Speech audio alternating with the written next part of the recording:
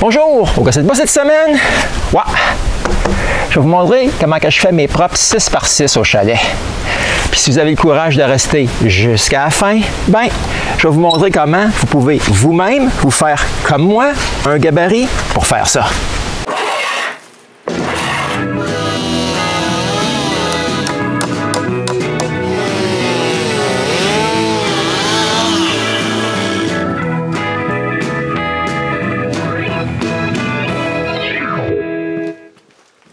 Si vous me suivez depuis longtemps, vous savez que j'aime bien faire du béton au chalet.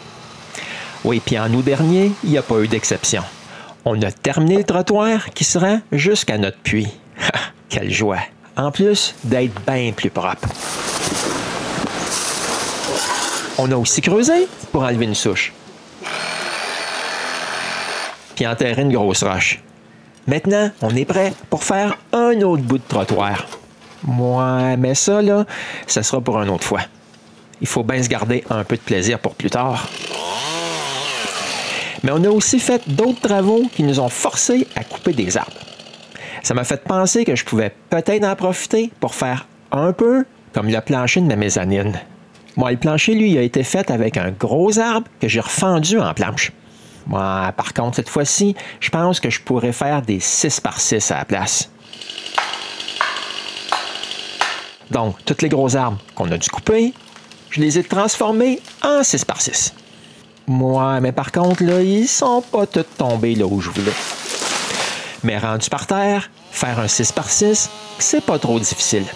J'ai juste à utiliser un guide en bois et le gabarit que je me suis fait il y a un peu plus qu'une vingtaine d'années.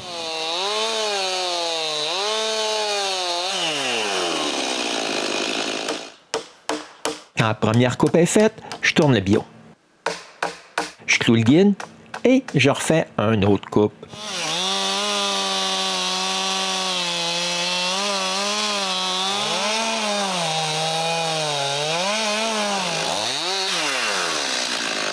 Je fais ça pour les quatre côtés. Et j'ai mon premier 6x6.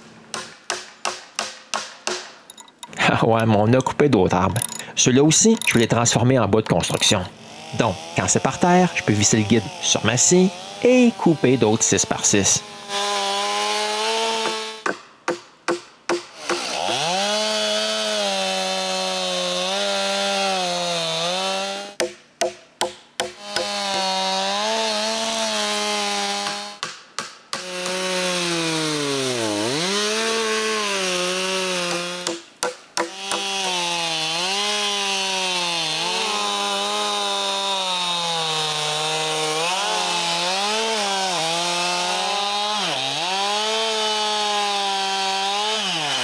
Ouais, mais j'ai pas juste coupé du bois quand on était là. J'ai pris une petite heure de repos pour pêcher un peu. Puis j'ai même attrapé un brochet. Puis comme à mon habitude, je l'ai remis à l'eau. Ouais, peut-être que je vais le repogner un autre jour. Ouais, mais j'ai pas fini. Il y a quand même d'autres arbres à couper. Et d'autres 6x6 à faire.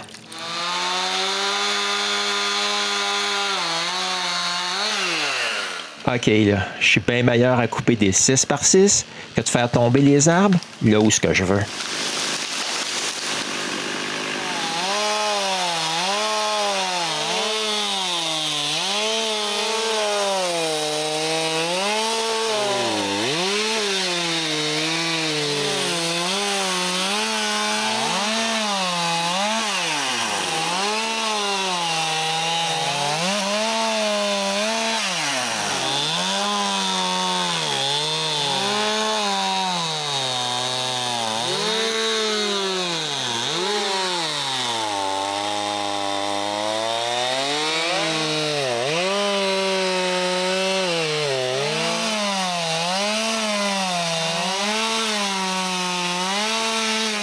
J'ai aussi eu la chance d'avoir de beaux morceaux de boulot.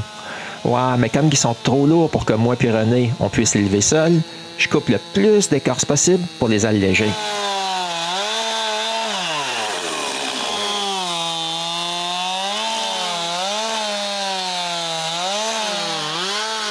OK, même avec chaque morceau carré, sans écorce, c'est quand même pas si léger que ça. Ouais, mais comme je peux pas apporter tout ce bois-là tout de suite à la maison, on les couvre de feuilles de toit en métal. On couvre aussi les 8 6 par 6 que j'ai coupés. Et comme promis, je parle du gabarit. Ah, puis en fait, là, c'est assez simple. Un guide, puis une partie qui peut pivoter. Moi, j'ai fait plier une plaque de métal pour qu'un 2 par 4 normal puisse glisser à l'intérieur. Juste comme ça. Ouais, mais faites attention. Comme vous pouvez voir, ça n'a pas été plié à bonne largeur. Je dois refendre un 2 par 6. Moi, je ne peux pas utiliser un 2 par 4 parce qu'il est trop petit. Par contre, il a fait une super job, sa partie courbée qui retient la lame de la scie. Vous voyez, ça se place juste comme ça, par-dessus la lame. Ensuite, il reste juste qu'à visser ça en place. Je visse un boulon super serré. Puis ensuite, l'autre, là, juste assez pour que ça ne bouge pas. Ouais, parce que si on serre le boulon trop fort, ça rend l'autre lâche. Puis on veut pas ça. J'ai aussi soudé un bout de lime coupé sur un des côtés du U qui retient la scie. De l'autre, j'ai percé et taraudé pour des boulons. De l'autre côté de la lime, j'ai soudé un boulon qui sert de pivot à la scie.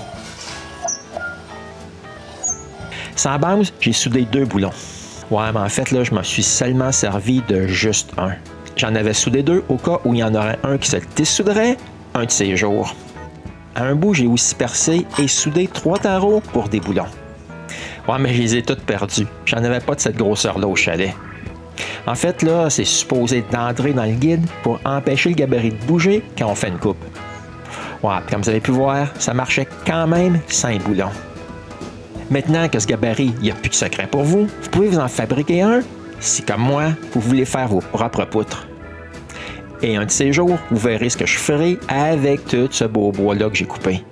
Mais d'ici là, n'oubliez pas de revenir me voir au casse de bois.